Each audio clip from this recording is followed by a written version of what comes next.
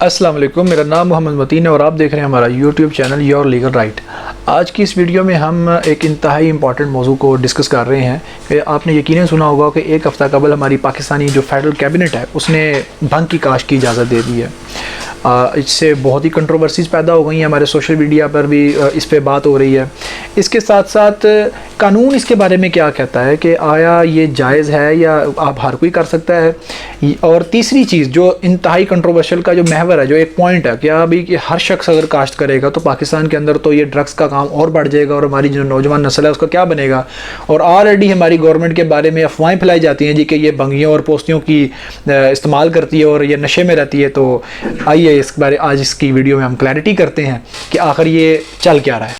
سب سے پہلے میں آپ کو یہ بتاتا چلوں جی کہ یہ جو کینیبس ہے، ہیمپ، یہ بیسیکلی انگلش میں بنگ کے نام ہے اور ٹیکنیکل ٹرم میں بھی انہی ناموں کو استعمال کیا جاتا ہے۔ اس کے یہ ہے کیا؟ آیا جو آلریڈی آپ اپنے گرد و نواح میں خاص طور پہ جو راولپنڈی اور اسلام آباد کے رہائشی ہیں، انہوں نے اکثر اپنی ساری زندگی یہ بھنگ کے پودے دیکھا ہوں گے کہ یہ سارے بھنگ ہے جی، بھنگ ہے۔ تو گورنمنٹ نے جس بھنگ کی اجازت دی ہے وہ یہ نہیں ہے۔ یہ جو ہم آپ اپنے ارد گرد دیکھتے ہیں یہ وائلڈ بھنگ ہے، وائلڈ ہیمپ یا وائلڈ کینیبس۔ یہ میل پلانٹ ہے۔ میل پلانٹ میں سے وہ تمام کے تمام جو آپ فائدے لے سکتے ہیں سائنٹیفکلی، میڈیکلی، وہ اسے نہیں لے سکتے۔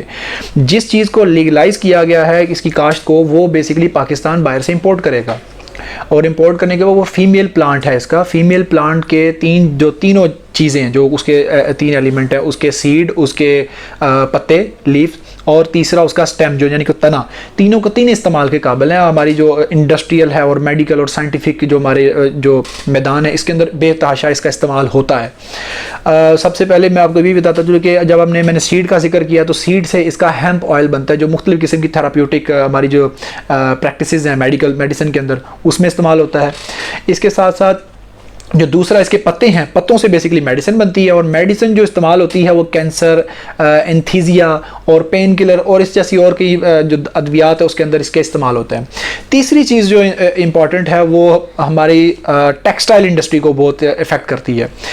بیسیکلی ہماری جو ٹیکسٹائل انڈسٹری ہے وہ کاٹن پہ بیس کرتی ہے، وہاں سے انہوں نے کپڑا بنانا ہوتا ہے، دھاگا بناتے ہیں اور اس کے بیگز اور کپڑے آپ استعمال کرتے ہیں۔ اگر ہم ریپلیس کرتے ہیں اس کو کینیبس کے ذریعے تو کینیبس کا جو سٹیم ہے، جو اس کا تنا ہے، اس کو ہم ٹیکسٹائل کے اندر کاٹن کا ریپلیس ایز اے ریپلیس کے طور پر ہم استعمال کر سکتے ہیں۔ یہ تو ہیں جی اس کے فائدے۔ اب میں آپ کو بتاتا ہوں کہ پاکستان نے آخر یہ آئیڈیا لیا کہاں سے ہے۔ ایک دم تو نہیں نا کہ پاکستان کے ایک دم خیال آ گیا جی کہ یہ بہترین چیز ہے۔ پاکستان نے ریسنٹلی 2 ممالک ہیں ان کی کامیابی کے بعد یہ پلان بنایا۔ ان میں سب سے پہلے تو چائنا ہے، جنہوں نے اپنے ملک کے اندر 40,000 ایکڑ رقبے کے اوپر بھنگ کی کاشت کی ہے اور اس کے انہوں نے مثبت نتائج دیکھتے ہوئے اس کو مزید پھیلایا ہے۔ اور دوسرا ملک جو ہے وہ کینیڈا ہے، جس کے اندر 1,00,000 ایکڑ کے رقبے کے اوپر اس کی کاشت جاری ہے اور مزید اس میں اضافہ ہو رہا ہے۔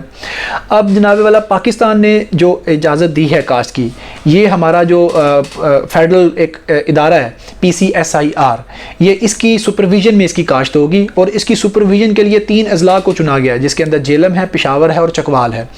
ان میں سے جو جہلم ہے اس کے اندر باقاعدہ ایک ہربل پارک ہے جس کے اندر 50 ایکڑ کا رقبہ مختص کیا گیا ہے، اور اس کے اوپر جلد اس کی کاشت کی جائے گی۔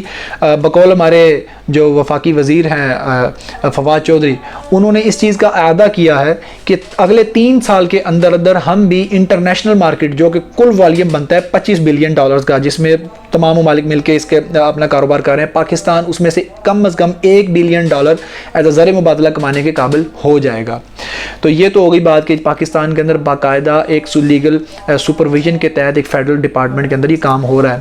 اب آگے آتے ہیں کہ کیا جی اس کو ہر کوئی کاشت کر لے گا؟ نہیں، اس کو ہر کوئی کاشت نہیں کر سکتا۔ کوئی بھی پرائیویٹلی اپنی لینڈ کے اوپر اس کو کاشت نہیں کر سکتا، بلکہ اس کے اوپر ہمارا 1997 کے اندر ایک لا پاس ہوا تھا، control of narcotic substance act, جس کے اندر انہوں نے سیکشن 4 کے اندر کیٹیگوریکلی اس چیز کا لکھا ہوا ہے کہ آپ نے کسی قسم کی کلٹیویشن آف کسی بھی مختلف قسم کی کینیبس ہیں بنگ، ان کی کلٹیویشن کو انلیگل قرار دیا گیا، اور جو اس کی وائلیشن کرے گا اس کو 7 سال کی سزا ملے گی۔ لیکن اگر فیڈرل گورنمنٹ اور پروونشل گورنمنٹ فیڈرل گورنمنٹ کے کہنے پر کسی شخص کو یا کسی کمپنی کو کوئی اسپیشل لائسنس جاری کرتی ہے تو وہ اس کو اجازت مل سکتی ہے، لیکن فی الوقت مختلف کمپلشن ہے پاکستان کے اوپر ان کے، جس کی وجہ سے پاکستان ابھی اس کو لیگلائز نہیں کر سکا۔ لیکن ابھی جو کہ آپ نے دیکھ ریسنٹلی ایک ہفتے پہلے فیصلہ ہو گیا ہے. تو امید ہے کہ پاکستان بھی اس نئی مارکیٹ کے اندر اپنا قدم رکھے گا اور زر مبادلہ کمائے گا. اب یہاں پر ایک اور بات بنتی ہے کہ پاکستان اگر کل کو اس سے کوئی پروڈکٹ بنا لیتا ہے میڈیسن سے ریلیٹڈ یا کوئی سائنٹیفک یا انڈسٹریل یوز میں کوئی نہ کوئی چیز نکالتا ہے, کوئی انوینٹ کرتا ہے, تو کیا ڈائریکٹلی جا کے انٹرنیشنل مارکیٹ میں جا کے مختلف ممالک کو سیل کر سکتا ہے؟ جی بالکل نہیں. پاکستان کو جب اس لیول پہ اگلے تقریباً 1 سال کے اندر اس کی ٹائم لگے گا, جب وہ اس لیول پہ آئے گا کہ وہ اس نے کلٹیویٹ کر لیا, پروڈکشن آ گئی ہے, تو اس کو ویلیڈیشن چاہیے ہوگی. اور ویلیڈیشن کے لیے انٹرنیشنل ایک باڈی ہے جس کا نام ہے جی international centre for chemical and biological sciences. یہ انٹرنیشنل باڈی ہے, پاکستان کو اس کی ویلیڈیشن چاہیے ہوگی.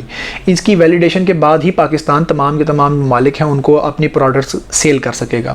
تو یہ تو ہے جی اصل میں حقائق. باقی جو جتنے بھی آپ سوشل میڈیا پہ آج کل گفتگو سن رہے ہیں جی کہ یہ جی بنگیوں کی گورنمنٹ ہے, انہوں نے تو نشے کو عام کر دیا ہے, یہ بالکل جھوٹ ہے. یہ پیورلی پاکستان کو ایک زر مبادلہ کمانے کا ایک نیا رستہ نظر آیا ہے. اور یہ تمام جو میں نے آلریڈی ذکر کیا ہے جی کہ چائنا اور کینیڈا اس کو آلریڈی ایکسپیریمنٹ کر چکے ہیں اور وہ زر مبادلہ کما رہے ہیں. اور پاکستان نے بھی سوچا ہے کہ ہم کیوں نہ اپنی مارکیٹ کو ملٹی پرپز کے ذریعے دیکھا جائے اور مختلف نش بیس پروجیکٹ سٹارٹ کیے جائیں اور وہاں سے زر مبادلہ کمایا جائے. تو اس کے تحت اس بھنگ کی کاشت کی اجازت دی گئی ہے. امید ہے آپ کو کلیئرٹی حاصل ہوئی ہوگی کہ آخر اس کے پیچھے سٹوری کیا ہے, اور وہ تمام جو غلط خبریں آپ سوشل میڈیا پہ سن رہے ہیں ان کی اب آپ مزید کان نہیں دھریں گے. تو امید ہے آپ کو میری ویڈیو اچھی لگی ہوگی. اس کو لائک کریں. ہمارے سوشل میڈیا نیٹ ورکس پہ ہمارے اکاؤنٹس بنے ہوئے ہیں جیسے کہ فیس بک, انسٹاگرام, ٹویٹر. آپ ان کو فالو کریں اور ان کو شیئر کریں. ملتے ہیں انشاءاللہ تعالی اپنی نئی ویڈیو کے ساتھ. اللہ حافظ.